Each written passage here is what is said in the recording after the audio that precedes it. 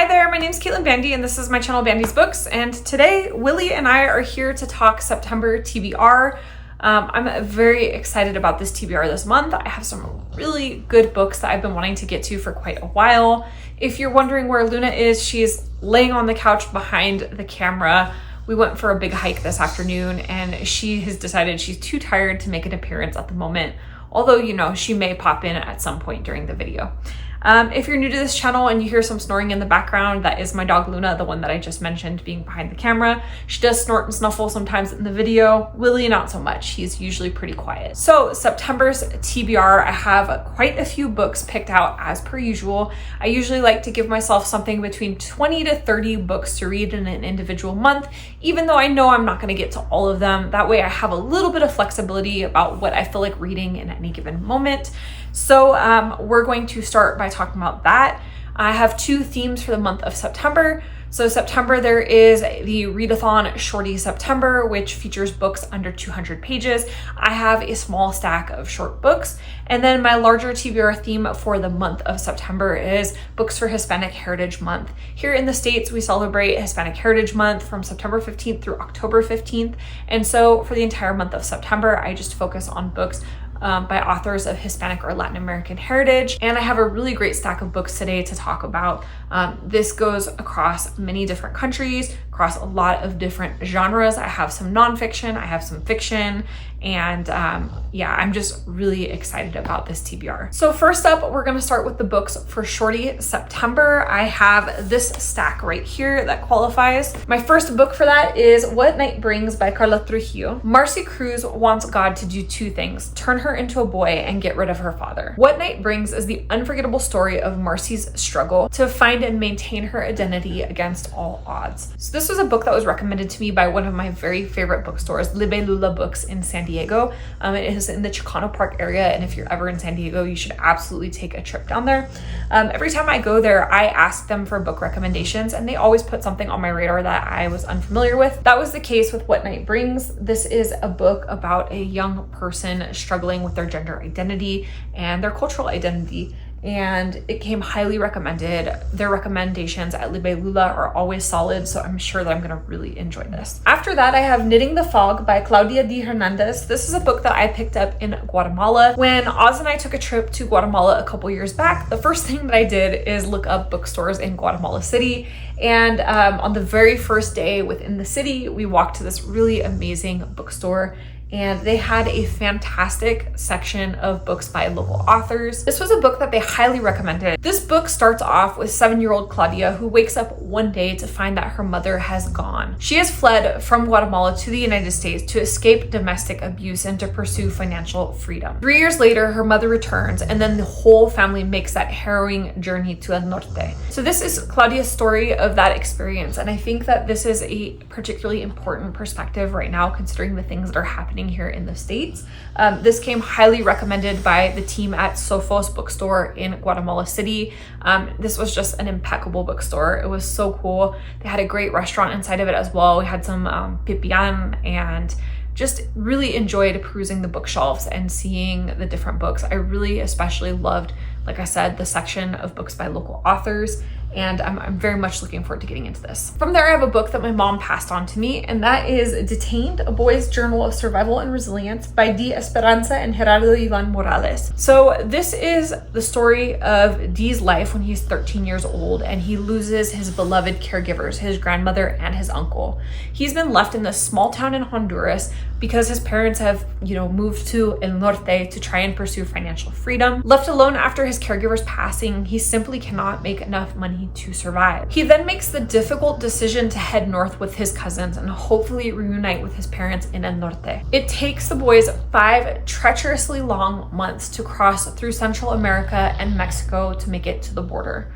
The boys form an inseparable bond, only to be brutally ripped apart at the border. D is eventually sent to a child detention center where he meets Ivan. Over the next 5 months, he keeps a detailed journal of his experiences that bring the crisis on the border to life. This is a book that my mom received as an advanced reader's copy, and she found this to be a really moving book. And really topically important as well. And so she's passed it forward to me, knowing that I would probably be interested in this.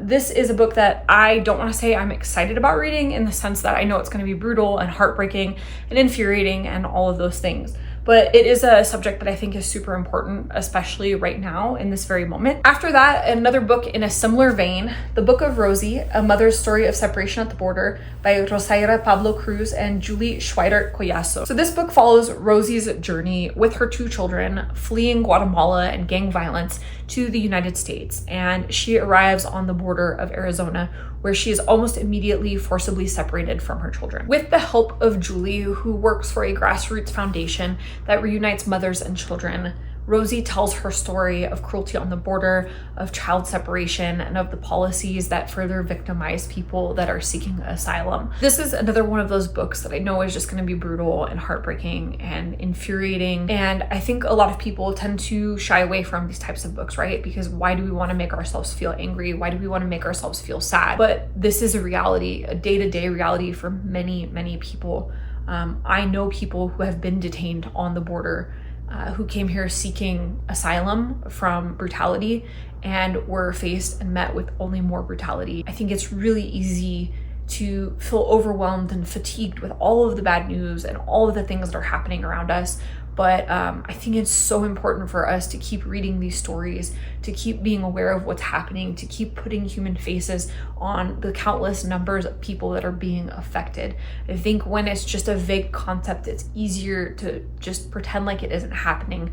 And so I find sharing these stories of the utmost importance. From there, I have Sabrina and Corina by Carla, Fajardo, and Anstine. So this is a short story collection, and I just absolutely love this cover. First of all, I think this is such a pretty book. This book is a powerful meditation on friendships, mothers and daughters, and the deep-rooted truths of our homeland. This book is set in the American West, specifically in the Denver, Colorado area, and it covers a variety of topics within these short stories. There are stories about violence against women, stories about sex workers, stories about gentrification, stories about culture and heritage.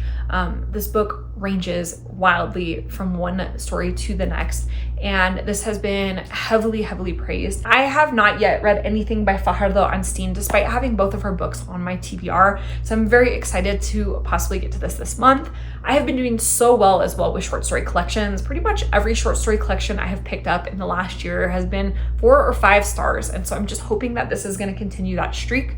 I know that this was heavily praised, and so I'm feeling very optimistic about it. I look forward to getting into this one. And the last of my Shorty September picks is How to Turn into a Bird by Maria Jose Ferrada, translated by Elizabeth Breyer. Ferrada is an author that lives in Santiago, Chile, and I'm very excited about that because I haven't read too many books by Chilean authors. This book follows 12-year-old Miguel, who is enchanted by his uncle Ramon's job to take care of a Coca-Cola billboard by the side of the highway. What's even more peculiar is that his uncle decides to make that billboard his home. As Miguel visits his uncle Ramon, he wonders if his uncle has lost his mind the way that everyone in his neighborhood says. Or is Ramon the only one who can see things as they really are? When a local boy disappears, tensions erupt. Miguel, no longer perched in the billboard with his uncle, witnesses the reality on the ground. A society that in the name of peace is not afraid to use violence. So this was a book that I actually picked up through Aardvark back when they first started the Aardvark book club. It was a book that I was immediately interested in. The description sounds fascinating. I love this concept of seeing life perched atop a Coca-Cola billboard. Like I said, I was really excited about Chilean literature, translated fiction. There's just so much about this book that resonates with me. I also found this really interesting. So this book is just under 200 pages, but the pages are very small. None of them actually fill the page completely. So if they were full-size pages, I feel like this would maybe be 100 pages. So definitely qualifies for Shorty September. This book has been on my TBR for a hot minute, so I'm really hoping to get to it this month. So that is the end of my books for Shorty September, and now on to the full-size books. So first up, I have a duology that's been on my TBR for a very long time. This was this particular author's very first set of books, and I've had it basically since it came out. I have since read everything else that this author has published, but I have yet to get to this original set. That is written in Starlight and woven in Moonlight by Isabel Ibañez. So these two books are inspired by Bolivian history and politics. Ibañez is the daughter of two Bolivian immigrants to the United States and mixed in some of her culture within these stories. So I'm really excited about this. I've visited Bolivia, learned quite a bit about the history of the country myself since traveling there, and I'm really excited to see how Ibañez weaves this into these two stories. Also, look how gorgeous the covers of these books are. I have been hit and miss with Ibañez's writing, but one thing that I will always praise her for is whoever designs the covers of her books deserves a raise, because they just do such a fantastic job. I have heard some criticism of these books that these are a little bit colonial focused, or that they kind of give too much voice to the colonial powers within the story.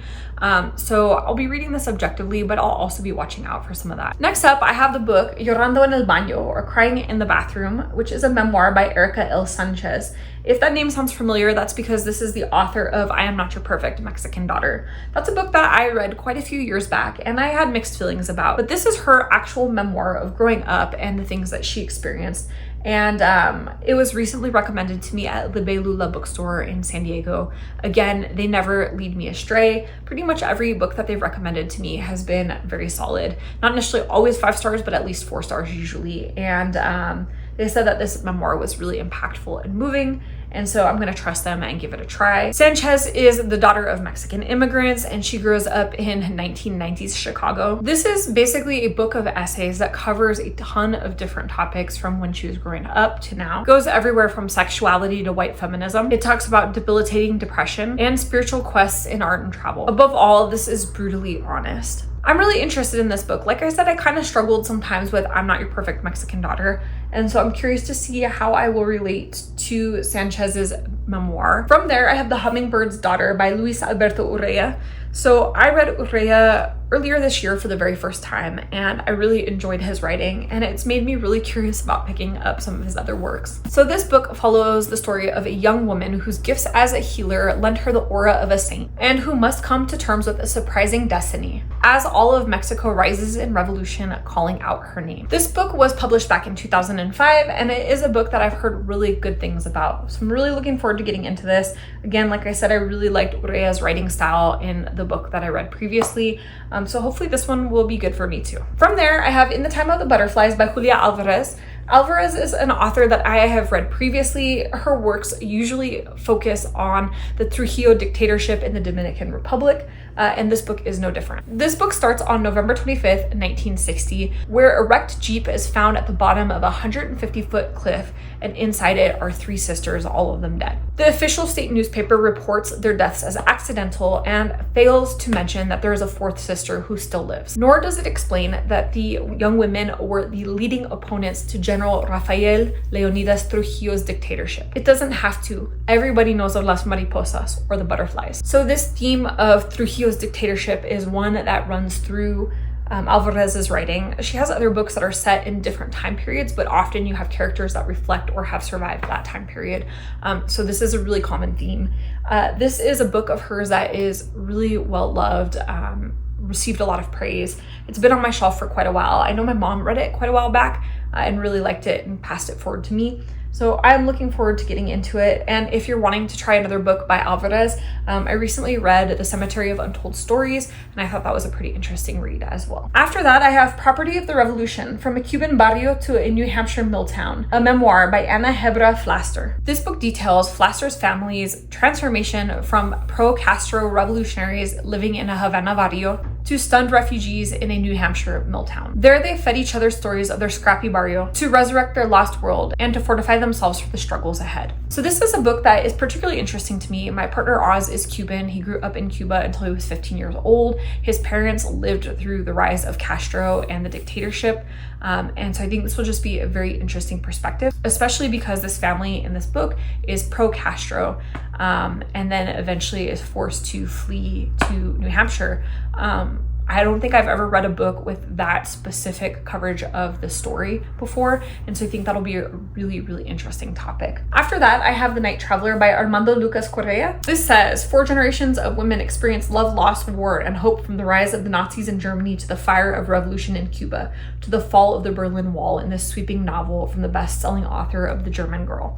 So this book has 3 timelines. The first one is Berlin 1931, the second one's Havana 1959, and the third one is Berlin in 1988. This book follows 3 generations of the same family as they deal with different types of revolutions and changes in each of those different timelines and locations. I'm really excited to get into this. I think this author has picked 3 really interesting times. We have a time period in Germany right before the rise of the Nazis. We have a time period in Cuba right before the rise of the Castro dictatorship. And then we have a time in Germany when the Berlin Wall is about to be torn down. This is so much change and upheaval for the populations, and I'm curious to see how Correa is going to treat all 3 of them and link all of these timelines together. This is one of those things where if it's done correctly, you could have a really amazing book, but if it's not handled correctly, it could be a really clunky and tedious book that's hard to follow. So hopefully this has got really good writing in it. It's gonna be really interesting. I'm feeling very optimistic about it. From there, I have Everyone Knows You Go Home by Natalia Sylvester. Sylvester is originally from Peru but lives in the States now. The first time that Isabel meets her father-in-law, Omar, he's already dead. He appears to her as an apparition, uninvited on her wedding day. Her husband, Martin, still unforgiving for having been abandoned by his father several years ago, confesses to the fact that he didn't even know his father had died. So Omar asks Isabel for the impossible: persuade his family, including his wife, to forgive him for his wrongs. Every year on Dia de los Muertos, Martin returns and speaks to Isabel. Through his visits, Isabel gains not only insights into his disappearance and her own husband's childhood, but also the ways that grief can eat away at love. This is a book that I picked up recently, having not heard of it before, honestly. I was looking for something new and came across this recommendation. And then when I started doing research, this has so many good reviews. This story sounds really interesting. I love that magical realism element of a father-in-law seeking forgiveness through his daughter-in-law, trying to rebuild or fix relationships after he's in the grave. I think that that's a really interesting topic and an important one. From there, I have Daughters of Latin America, which is edited by Sandra Guzman. This is an anthology of writing by Latina women, and man, the list of people that are included in this book is fantastic. I'm not going to read all of them because there are vignettes, short stories, and poems by like over 100 people, but just, you know, to start, there's Sandra Cisneros, who is an author I grew up reading very much. Laura Esquivel, if you've read Like Water for Chocolate. Carla Cornejo Villavicencio, who I recently read for the very first time. Elizabeth Acevedo, who is obviously very, very well known. Clap When You Land, With the Fire on High, so many really well-known books. Angie Cruz, who wrote Dominicana and How to Drown in a Glass of Water, an author that I really, really love. Naima Koster, Julia Alvarez, who is on this TBR. There's a chapter by Alexandria Ocasio-Cortez, who, if you're unfamiliar with her, is a very well-known politician here in the United States. She is one of the youngest women to ever be elected to Congress. There's even a bit in here by Audre Lorde. This is a fantastic anthology, and like I said, those are just a few of the names out of like the over 100 people in here. So we have classic authors, modern authors, poets, historians, politicians, social justice warriors, philanthropists, and so much more. This is like one of those anthologies that literally includes so many different people and perspectives. Again, this is everything from short vignettes to full short stories. There's poems, there's songs, there's speeches, many, many different things within this book. This was another recommendation from the fantastic Libellula Books. I was there in June for my birthday, and I did a book crawl around San Diego, and we stopped there, and I saw this on one of the tables there, and I was really captured by the cover, first of all. And then, like I said, I opened it up and looked at this list of incredible women in this anthology and just thought to myself, how can I not get this book? And then I spoke to one of the ladies that was working in the store, and she was like, yeah, that's a pretty awesome anthology. It's definitely worth the read. So here I am, and here it is on my TBR. Hopefully I'm going to get to it this month, and I'm really looking forward to it. After that, I have The Brief Wondrous Life of Oscar Wilde by Junot Diaz. This was a winner of the Pulitzer Prize. Diaz was originally born in the Dominican Republic, grew up in New Jersey, and now lives in New York. The description of this book is really interesting, so I'm actually just going to read it directly from the page. Things have never been easy for Oscar, a sweet but disastrously overweight ghetto nerd, a New Jersey romantic who dreams of becoming the Dominican J.R.R. Tolkien, and most of all, of finding love. But he may never get what he wants thanks to the Fuku, the ancient curse that has haunted Oscar's family for generations, dooming them to prison, torture, tragic accidents, and above all, ill-starred love. Oscar, still dreaming of his first kiss, is only its most recent victim, until the fateful summer that he decides to be its last. With dazzling energy and insight, Juno Diaz immerses us in the uproarious lives of our hero Oscar, his runaway sister Lola, and their ferocious beauty queen mother Belicia, and in the family's epic journey from Santo Domingo to Washington Heights to New Jersey's Bergen Line and back again. So this is another book that I picked up recently from Pango Books. It was not a book that I was familiar with. Again, kind of just scrolling through some of the hardcovers that were listed, and I came across this book. And this sounded really interesting. I have read several books by Pulitzer Prize winning authors, and I have in the last few years really started to familiarize myself more with some of the book awards. So I'm excited to check out another Pulitzer Prize winning author, somebody that I wasn't previously familiar with. And this sounds like it's going to be a really interesting read. I look forward to getting into this one. From there, I have When the Tides Held the Moon by Vanessa Vida Kelly. This is a book that I recently picked up from Aardvark, and it sounds so interesting. It's a little bit different than what I might normally pick up and a little bit more romance focused than I might usually tend towards, but the story itself sounds so interesting. Benino Benny Caldera is an orphaned blacksmith in 1910 New York City. An ironwork tank that he creates for the famed Coney Island playground, Luna Park, astounds the eccentric sideshow proprietor who commissioned it. He invites Benny to join the eclectic cast and share in their shocking secret. The tank will enclose their newest exhibit, a merman stolen from the salty banks of the East River. But Benny soon comes to know the merman Rio as a kindred spirit. Despite their different worlds, what begins as a friendship of necessity deepens into love, leading Benny's heart into uncharted waters where he can no longer ignore the agonizing truth of Rio's captivity. So again, I don't typically read romance-focused books, but I think that this has enough going on outside of the romance that is going to keep me interested. We have this mythology of a merman from the East River. We have a circus and this encapsulation of this intelligent being, and what it's like for him to be treated as a exhibit instead of a human being. And then we have this romance that's budding between him and Rio's struggle about doing what is right. I think that this sounds like a really interesting read. I also really love the cover on this one. You can tell that I'm a sucker for a good cover. And again, this sounds like it's going to be a really interesting read. From there, I have another recent pickup, and that is Fruit of the Drunken Tree by Ingrid Rojas Contreras. Contreras is from Bogota, Colombia, a place that I visited and really loved. I spent a whole week just wandering around the city and exploring and learning about the history. And so I'm really excited to revisit Colombia through this book. So instead of trying to summarize this one, I'm gonna read the inside flap directly. 7-year-old Chula and her older sister Cassandra enjoy carefree lives thanks to their gated community in Bogota, but the threats of kidnappings, car bombings, and assassinations hover just outside the neighborhood walls. The godlike drug lord Pablo Escobar continues to elude authorities and captures the attention of the nation. When their mother hires Petrona, a live-in maid from the city's guerrilla-occupied slum, Chula makes it her mission to befriend the aloof teenager. But Petrona's mysterious behavior conceals a powerful yearning. She is a young woman crumbling under the burden of providing for her family as the riptide of first love pulls her in the opposite direction. As both girls' families scramble to maintain stability amid the rapidly escalating conflict, Petrona and Chula find themselves entangled in a web of secrecy that will force them both to choose between sacrifice and betrayal. So this is a book that's really interesting to me. It was published in 2018. It's received really good critical acclaim, and it's a subject that I don't really know that much about.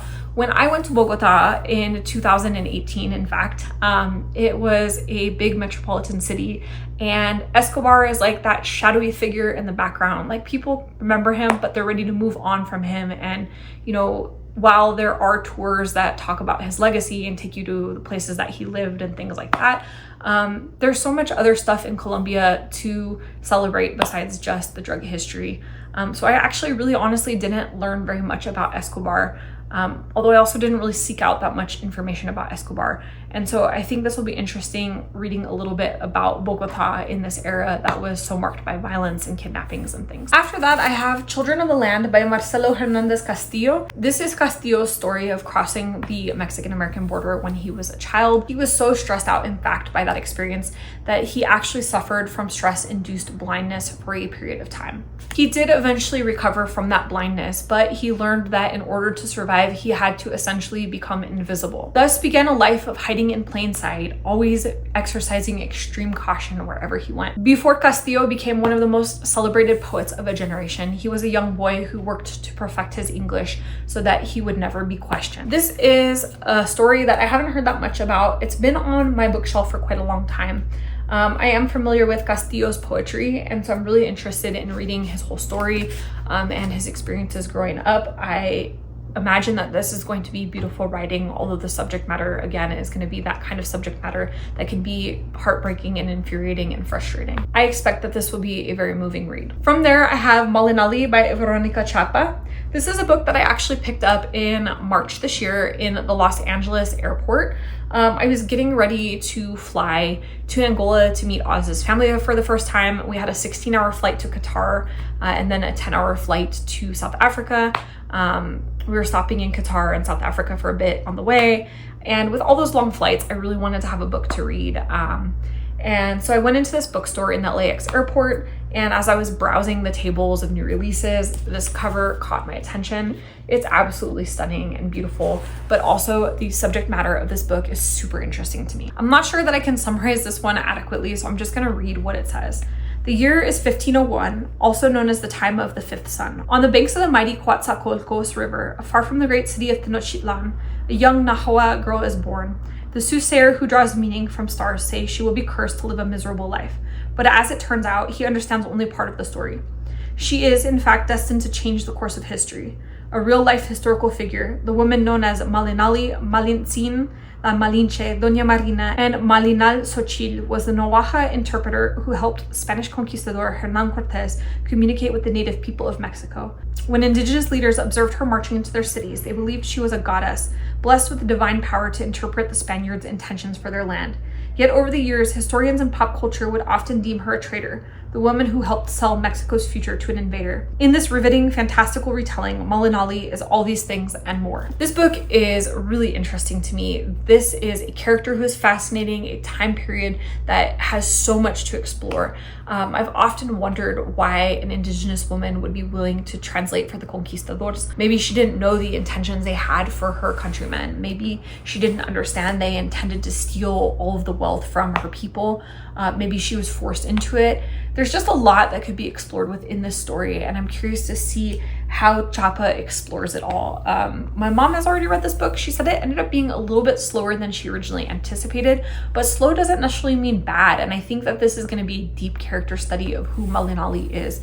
I'm really looking forward to getting into this. From there, I have Dominicana by Angie Cruz. So this is Cruz's possibly most well-known book, one that is really well loved, and I haven't read it yet somehow. It's been on my shelf for a very long time, and I've read Cruz's more recent How to Drown in a Glass of Water, which I absolutely loved. It was one of my top books in the year that I read it. I want to say maybe 2023. Just really loved How Not to Drown in a Glass of Water. The way that Cruz captures the voice of Dominican women was just so beautifully done.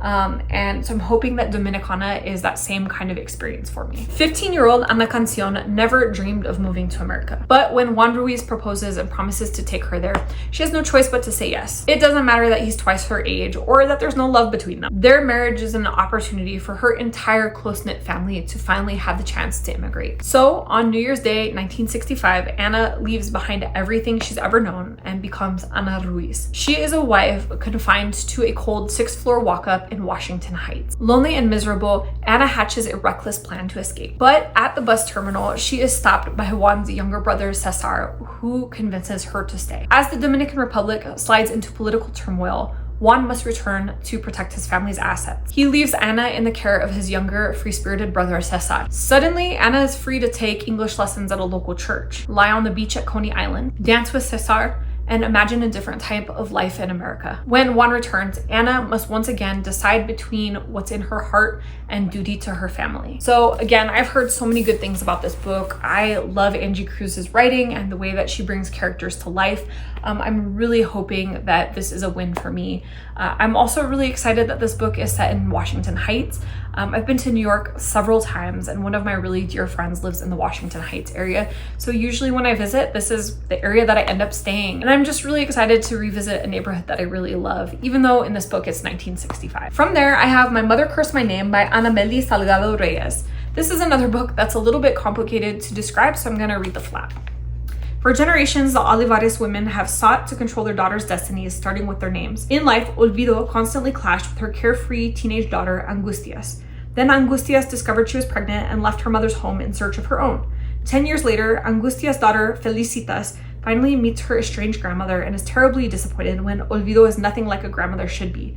She is strict, cold, and dead. Now Olvido is convinced the only way her spirit will cross over is if she resolves her unfinished business, to make sure Angustias is in a better place regarding family, job, husband, and God, but maybe not in that order. And Felicitas is the only person who can see or hear her. Heartbroken about Olvido's passing and desperate to put her mother's teeny Texas home in her rearview mirror as quickly as possible, Angustias doesn't understand why all the townspeople suddenly seem to be conspiring to set her up with every eligible bachelor in town, offer her jobs, and invite her and Felicitas to church every Sunday. As Olvido attempts to puppeteer her granddaughter to fix Angustias' life from beyond the grave, Angustias tries desperately to find a better place for Felicitas, and Felicitas struggles to keep her ability to see the dead a secret from Angustias. All three Olivares girls are forced to learn how to actually listen to one another, to work to overcome generations worth of well-intentioned mistakes, and to learn the true definition of home. So this is a book that came out, I want to say a couple years back. It was one that was on my radar, one that I was very excited about. I picked up a copy of it and stuck it on my bookshelves. And honestly, I really haven't heard very much of this. I've heard 1 or 2 reviews, but nothing that has really stuck with me. So I'm really excited to get into it and figure it out for myself.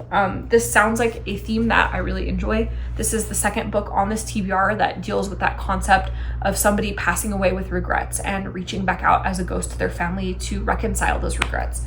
So again, a theme that I'm really interested in, and one that I look forward to delving into. From there, I have The Affairs of the Falcons by Melissa Rivero. So Rivero is originally from Lima, Peru, and grew up in the United States for most of her life. Anna and her husband Lucho, along with their 2 children, have fled the political upheaval of Peru in the mid-20th century. They seek a chance at a new life in New York City. When Lucho loses his job, his cousin proposes a tenuous offer of hospitality to his family. Despite the setback, Anna is intent on putting down roots for her family, but she finds that she is often curtailed by her undocumented status. She becomes indebted to a loan shark and finds herself stretched thin by her unrelenting shifts at her factory job. To make matters worse, Anna is facing almost constant criticism from Lucho's cousin, who has made it clear that the family is no longer welcome to stay, as well as unwanted attention from her loan shark's husband. With pressure building, Lucho dreams of returning to Peru, but Anna is deeply haunted by the things she left behind and is determined to forge a better life for her children. Soon, Anna will be forced to decide just how much she's willing to sacrifice for her family and how much more she can take in this new country before she accepts defeat. So this is a book that's really interesting to me. I love books that